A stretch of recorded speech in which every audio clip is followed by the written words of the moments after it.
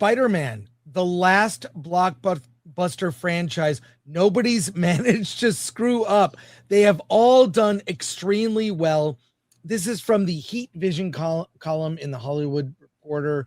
Alan, you've got notes, but yeah, I mean, the headline really says most of it. They didn't screw up Spider-Man. They continue to, like, this franchise continues to succeed. What are the notes from the story? Yeah, the first half of the notes talks about box office and why this one's doing well. I'm just gonna cut to the chase here. Box office analyst Jeff Bach puts it: superhero fatigue is real, but Spider-Man fatigue is not. Beyond Holland's film, Spider-Man has enjoyed remarkable success overall. The animated Spider-Verse movies have been both critical and commercial hits, and nearly every Spider-Man film since Sam Raimi's 2002 original have been well received. There have been only one or two genuine disappointments across that decade of Spider-Man movies. Ultimately, Spider-Man's enduring popularity comes from the character himself. Unlike many superheroes, Peter Parker is perpetually young, hopeful, relatable, and on the cusp of adulthood. Spider-Man represents an idealized version of growing up. Peter Parker is what we remember about ourselves. Yes. I mean, is that so hard?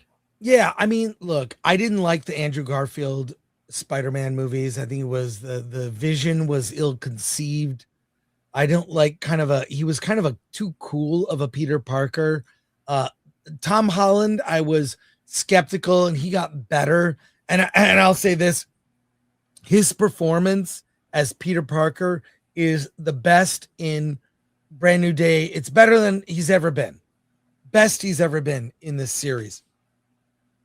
But they haven't screwed it up. Not only that, they keep introducing new villains that we finally get to see on screen, which is great.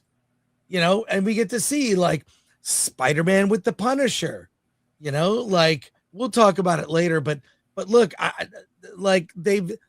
feel like because they're so wholly focused on one character, they've managed to just keep it very, they don't go off onto diverts that would dilute the franchise, except when they do movies where Spider-Man's not in the movie.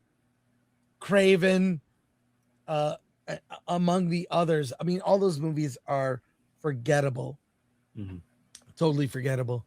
So, I think they're not doing any more of those films. So I think if they stay focused on, I'm sure we're going to hear an announcement. They're going to do they'll do a Brand New Day 2, Bright New Day. I don't like the way they named these movies. But we're just piggybacking off of what we've been saying all morning. They understood Spider-Man.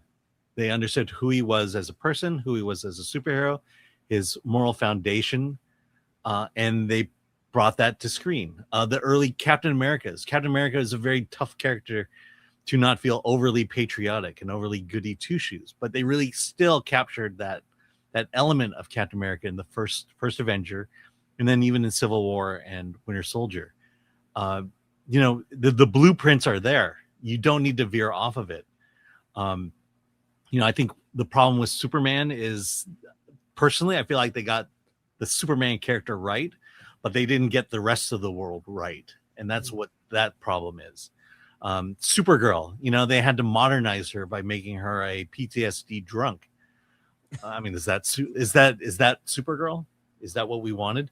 And then Black Captain America, it's just Sam Wilson in a Captain America suit. That's all they could really muster up in terms of what that character is about. And it failed because it wasn't compelling enough for audiences to really embrace that version of Captain America.